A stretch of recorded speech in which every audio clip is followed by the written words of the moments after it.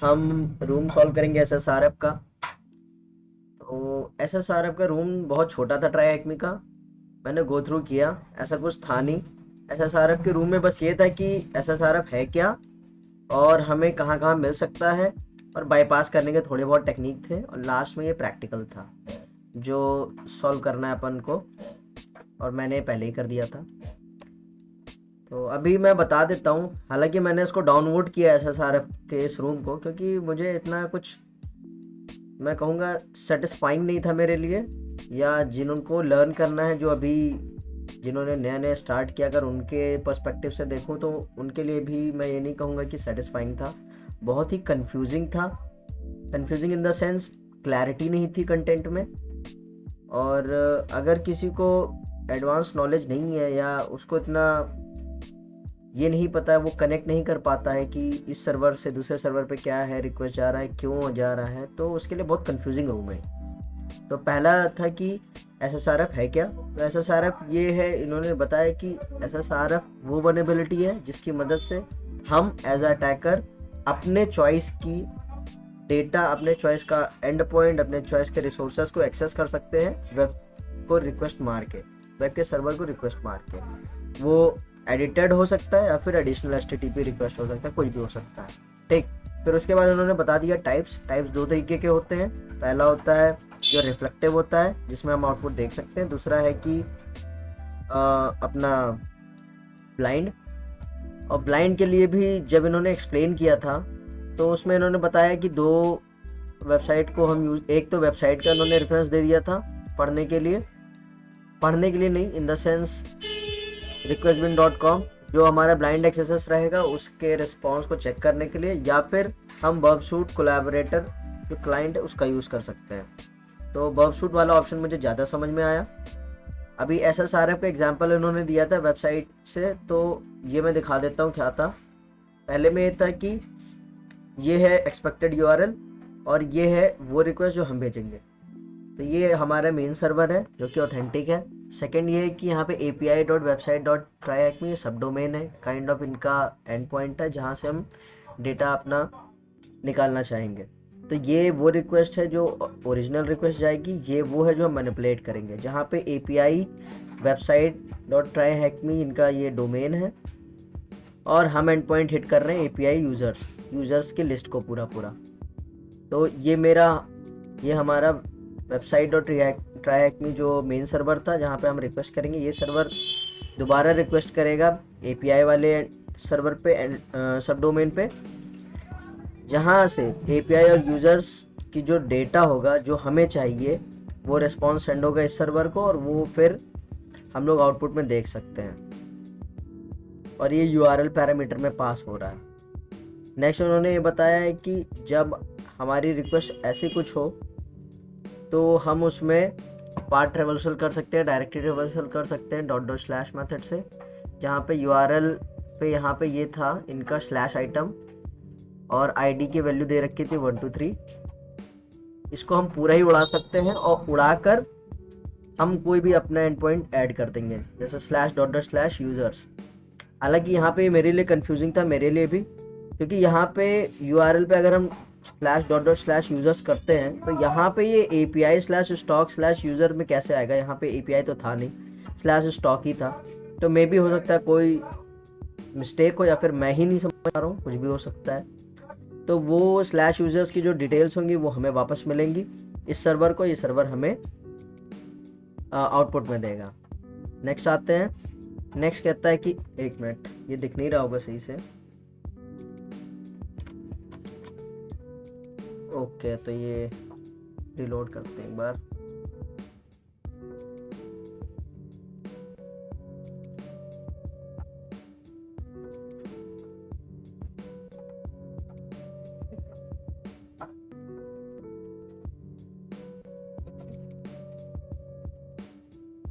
I hope अभी सही से दिखेगा। हाँ, अभी विजिबल है। और नेक्स्ट ये था, ये काफ़ी ट्रिकी था। ट्रिकी इन द सेंस मुझे भी पता चला कि हम कोई भी ऐसा पैरामीटर यूज़ कर सकते हैं इस एग्जांपल में। मैं ओवरऑल नहीं कहूँगा, इस एग्जांपल में ऐसा पैरामीटर हम लोग यूज़ कर सकते हैं जिसके बाद से पूरे का पूरा जो यूआरएल उसको फॉलो अप कर रहा होगा वो इनवैलिड हो जाएगा। तो ये है वो रिक्वेस्ट मेन सर्वर की, और उसके बाद जो सर्वर पे जा रहा है API/ID, सॉरी API $ID = 1 2 3, तो ये दो पैरामीटर जा रहे हैं सर्वर और आईडी के। तो ये हमारा रिक्वेस्ट है, हमारा रिक्वेस्ट यहाँ तक है, और सर्वर के बाद ये जो रिक्वेस्ट है जो हमने भेजा है API/users, तो यहाँ पे जो रिक्वेस्ट जा रहा है वो ये जो $x के बाद जितना भी डेटा होगा सब इनवैलिड हो जाएगा। तो $, ये जो कि ट्रांसफॉर्म हो जाएगा $x = where x will be a parameter. तो x एक पैरामीटर है जिसमें ये वैल्यू पास हुई है, तो ये पूरा पूरा इनवैलिड हो जाएगा। और ये वैलिड कहाँ तक रहेगा, यहाँ तक API website.tryhackme/API/user, और ये जो डेटा होगा वो सेंड हो रहा होगा मेन वेबसाइट को, website.tryhackme को API.website से, और वो रेंडर कर देगा हमें। और लास्ट में कि हम अपने किसी भी सर्वर पे रिक्वेस्ट कर सकते हैं जो कि वल्नरेबल होगा, तो मेन सर्वर से, और ये हमारा खुद का वेब सर्वर, ये ऑथेंटिक एक्सपेक्टेड रिक्वेस्ट जो है, लेकिन हम यहाँ पे अपना कोई भी सर्वर डाल सकते हैं, जैसे कि हैकर का डोमेन होगा या फिर हमारा कोई डोमेन होगा, वहाँ से कोई भी रिक्वेस्ट पुल करा सकते हैं।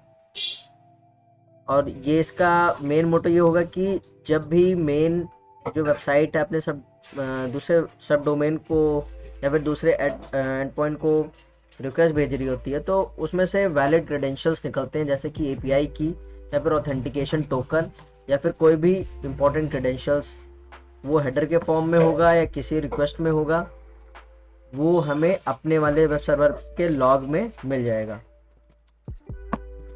उसके बाद लास्ट में हमें एक चैलेंज करना था। तो ये चैलेंज में कहता है कि ये यहाँ पे रिक्वेस्ट दिखेगा जो हम भी रिक्वेस्ट कर रहे होंगे, तो हमें ये बोला गया है कि हमें इस वेबसाइट को कॉल कराना है, ठीक है, server.website.tryhackme/flag where ID = 9। और जब भी हम कुछ रिक्वेस्ट करेंगे तो ये यहाँ पे दिखाएगा कि एक्चुअल में हम कहाँ पे रिक्वेस्ट कर रहे हैं, ठीक है। तो अभी हमें क्या चाहिए, हमें इस एंड पॉइंट को कॉल कराना है। तो जब मैं शुरुआत में सॉल्व कर रहा था, जितना इन्फॉर्मेशन इन्होंने दिया था यहाँ से, तो मुझे तो कुछ नहीं समझ में आया था कि कैसे करेंगे, कुछ नहीं इन द सेंस मैंने ट्राई किया था, बट वो एंड पॉइंट को बनाना बहुत मुश्किल हो रहा था, क्योंकि ये मेरे लिए बहुत कंफ्यूजिंग था कि ये यहाँ पे क्यों अपेंड हो रहा है, ये यहाँ पे अपेंड होने का कोई मतलब नहीं है, क्यों अपेंड हो रहा है, तो बहुत कंफ्यूजिंग था। थोड़ी देर मुझे सोचना पड़ा, मैं जल्दी हिंट का मदद नहीं लेता हूँ, बट फिर मेरे को हिंट का मदद लेना पड़ा। तब उसने बताया कि $x = को अपेंड करना है, तो फिर मेरे को याद आया कि हाँ, अभी थोड़ी देर पहले ये था कि इसको यूज़ करने से जितना भी बाद का URL का पार्ट होगा वो नेगलेक्ट हो जाएगा। फिर उसके बाद से मैंने कुछ नहीं किया था, ये पूरा ही उड़ा दिया था और इसको कॉपी पेस्ट मार दिया था यहाँ से। तो इसको कॉपी पेस्ट मार दिया तो यहाँ तक का रिक्वेस्ट सेम है। अच्छा, इसमें ऐड नहीं हुआ, अभी ऐड होगा।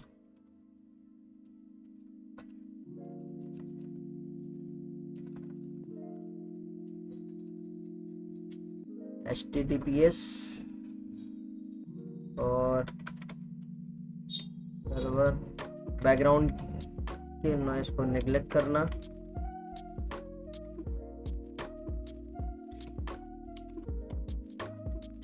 फ्लैग जहाँ पे हमारी आईडी है 9, ठीक है। अब यहाँ पे हम वो ट्रिक यूज करेंगे, लेकिन ये हर जगह वैलिड कैसे होगा, हमें कैसे पता चलेगा ये है या वैलिड है, हमें फाइंड कैसे करेंगे जब हम रियल वेबसाइट पे कर रहे होंगे काम।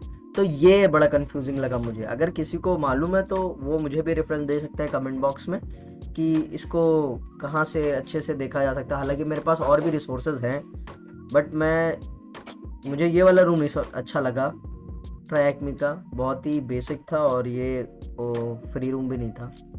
खैर, तो वो हमने रिक्वेस्ट किया तो हमें हमारा फ्लैग मिल गया, और मेन गेम इसी का था। $x = और यहाँ से जितना x = के बाद ये जितना भी है सब कुछ नेग्लेक्ट हो गया, ठीक है। तो इसको भी क्लोज करते हैं, बस इतना था इसमें। फिर finding SSRF common and point बता दिया, यहाँ पे जो कहते हैं कि पूरा का पूरा एड्रेस बार में आ रहा होगा, पैरामीटर के अंदर पूरा एड्रेस बार आ रहा होगा, वहाँ में मिल सकता है, हिडन फॉर्म फील्ड में मिल सकता है। और आपको इस पे ध्यान देना है, ये जो हिडन वाला एरिया है ये आपको सोर्स कोड में देखना है। और उसके बाद पूरा का पूरा होस्ट नेम अगर आता है वहाँ पे भी हम कर सकते हैं। और लास्ट में बताया कि यूआरएल का पार्ट भी हो सकता है। तो ये उन्होंने बेसिक बता दिया कि ये कॉमन पॉइंट्स है जहाँ पे हम ढूंढ सकते हैं। लेकिन हाँ, यहाँ पे फर्स्ट करना बहुत टाइम कंज्यूमिंग है और बहुत मतलब टाइम देना पड़ेगा हमें।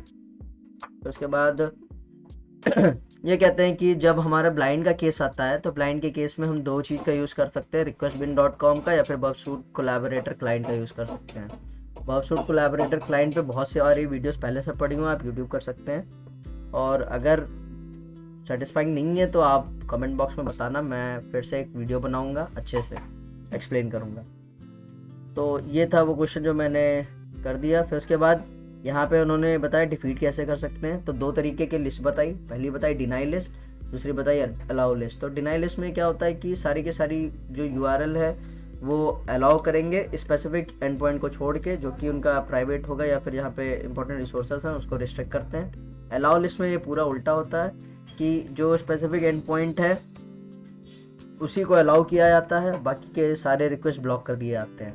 उसको बाईपास करने के लिए ये कुछ मेथड्स हैं जो कि हम यूज़ कर सकते हैं, क्योंकि लोकल होस्ट मेन टारगेट होता है। लोकल होस्ट के पास बहुत सारे इंपॉर्टेंट क्रेडेंशियल्स होते हैं और इन्होंने मेंशन भी किया है कि वो इंपॉर्टेंट क्रेडेंशियल्स जो है वो क्या हो सकते हैं, सर्वर परफॉर्मेंस, डेटा और सेंसिटिव इंफॉर्मेशन कुछ भी हो सकता है। तो ये है, जैसे ये हमारा लोकल होस्ट का आईपी होता है, लोकल होस्ट के आईपी को यूज़ करना, उसकी जगह ऐसा कुछ जो कि लोकल होस्ट के आईपी को रेफरेंस दे सके। जैसे ये हो गया 0.0.0, चारों ऑक्टेट, ये डिफरेंट पैटर्न्स हैं जो कि हम लोग यूज़ कर सकते हैं। ये पैटर्न्स मैं दिखा देता हूँ, मैंने बनाया है, अभी साफ दिख रहा होगा। तो ये कुछ पैटर्न्स हैं जिनका हम लोग यूज़ कर सकते हैं। और कई ऐसे पार्ट थे इसमें जो सेल्फ एक्सप्लेनेटरी नहीं थे, बहुत टाइम देना पड़ेगा उसमें अलग से। और दूसरा एक और सिनेरियो बताया था क्लाउड एनवायरनमेंट के रिगार्डिंग, जहाँ पे ये हमारी एक इम्पॉर्टेंट आईपी होती है जिसको ज़्यादातर ब्लॉक करते हैं, क्योंकि यहाँ पे मेटा डेटा होता है क्लाउड सर्वर का जो भी डिप्लॉयड रहता है। और इसको बाईपास करने का तरीका ये बताया कि हम अपनी खुद की एक डोमेन है उसका सब डोमेन बनाएं जो कि पॉइंट कर रहा हो ऐसी आईपी को। तो ये यार मुश्किल है, मुझे ये ट्राई करना पड़ेगा, तब मैं इस पर एक वीडियो बनाऊँगा।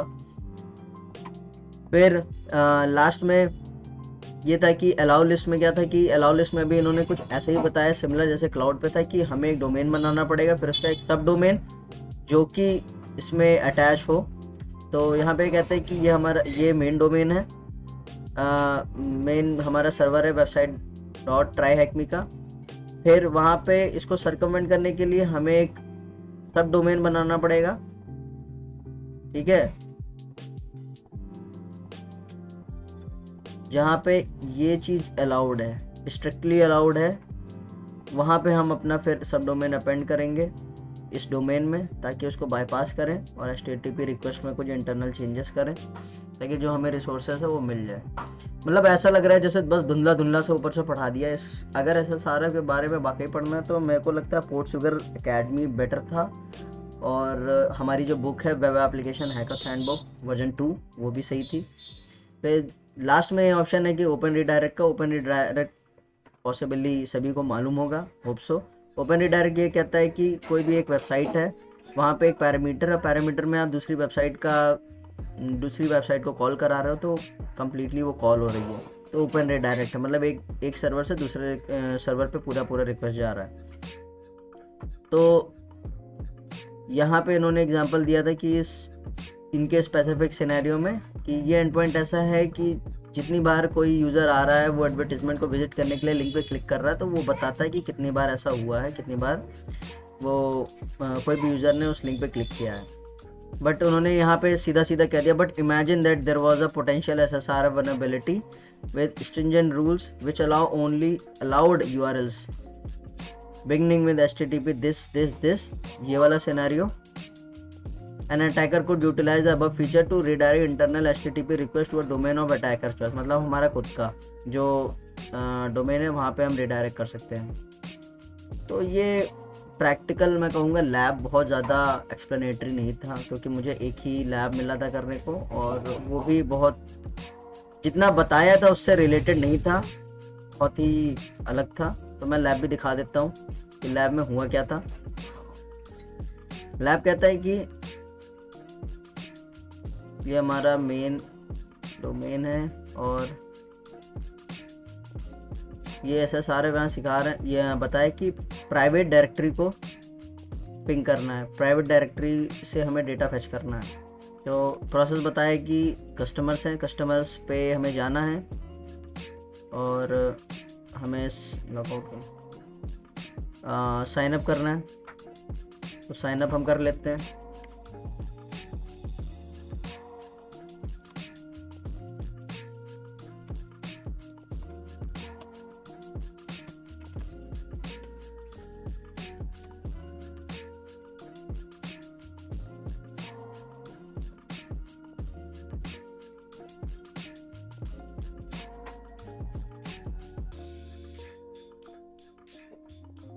ओके, मैंने बना लिया था, मतलब साइन इन करना है। मैंने साइन अप पहले कर दिया था इसलिए ऐसा आ रहा है।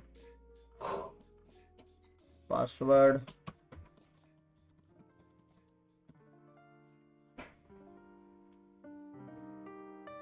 ओके,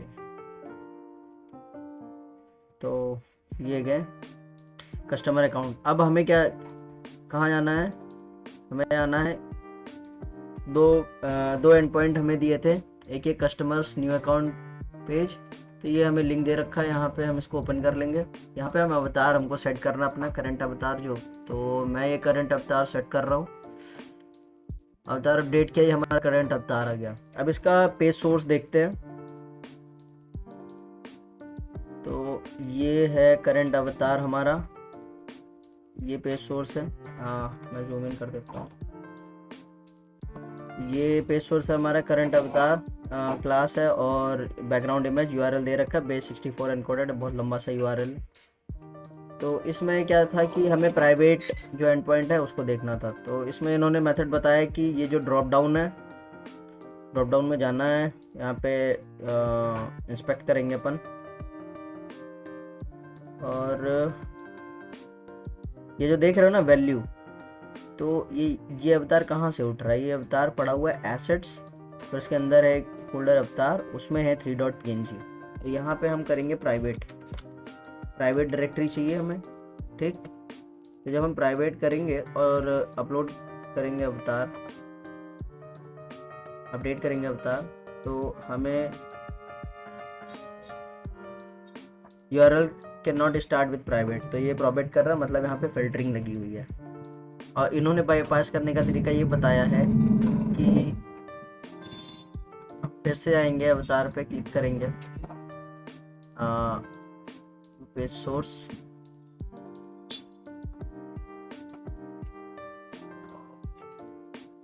ये देखा, इसको हम / मेथड यूज करेंगे सर्कमवेंट करने के लिए।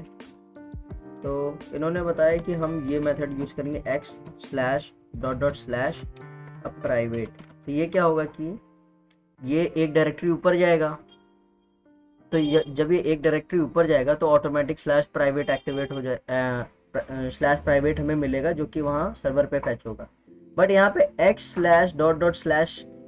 यहाँ पे क्यों आया, ये सेटिस्फाइंग नहीं था।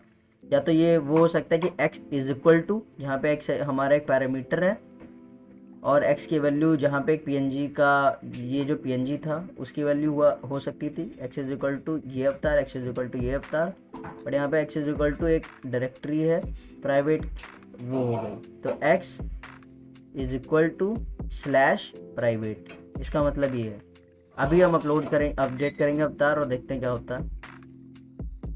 तो अवतार अपडेट हो गया। अभी इसका व्यू पेज सोर्स करते हैं, देखते हैं कि हमें क्या मिला। इसके व्यू पेज सोर्स एंड अवतार, तो ये है।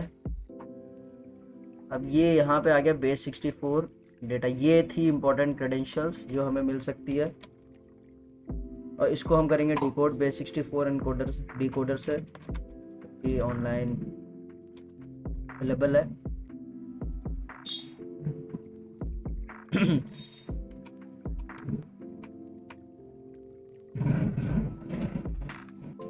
ये था हमारा फ्लैग, क्योंकि हमें सबमिट करना था और मैंने पहले से सबमिट कर दिया यहाँ पे।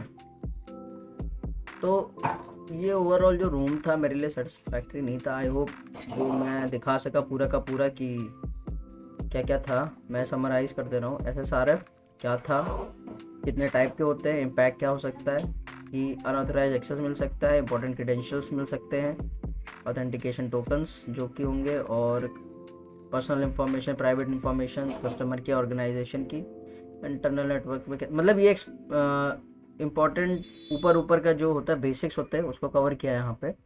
और अगर मैं ये कहूँ कि एक प्रैक्टिकल इम्प्लीमेंटेशन ऐसा दिखा देना जिसको वाकई देख के कोई बंदा समझ जाए कि हाँ SSRF ऐसे एग्जीक्यूट कर सकते हैं, वो काइंड ऑफ 50-50 वाला सीन है, पूरा सेटिस्फैक्टरी नहीं था। और SSRF के एग्जांपल देख लिए हमने, फाइंडिंग कैसे कहाँ कहाँ फाइंड कर सकते हैं, 4 कॉमन एग्जांपल्स। उसके बाद डिफीट कैसे कर सकते हैं, बाईपास करने का तरीका, 2 सिनेरियो थे, लिस्ट कितने तरीके की कैसे ब्लॉकिंग कर सकते हैं, जैसे डिनाई लिस्ट है, अलाउ लिस्ट होती है। तो उसके बाद ओपन रिडायरेक्ट हमारे पास तीसरा मेथड है। फिर बाईपास करने के लिए लोकल होस्ट को, ये अलग अलग टाइप के IP एड्रेस फॉर्मेट हैं लोकल होस्ट के जो कि यूज़ किए जा सकते हैं। क्लाउड के एनवायरनमेंट में इंपॉर्टेंट IP ये है जिसको हम टारगेट कर सकते हैं, बट ये मैंने किया नहीं, इसका प्रैक्टिकल मैं ज़रूर करूँगा तो वीडियो डालूँगा। फिर लास्ट में हमें एक प्रैक्टिकल मिल गया था, प्रैक्टिकल मैंने आपको अभी दिखा दिया क्या था। That's it. और यही था SSRF का रूम। बाकी नेक्स्ट कोई इंटरेस्टिंग रूम होगा वो सॉल्व करूँगा, तो उसके ऊपर एक वीडियो बनाऊँगा। Thank you.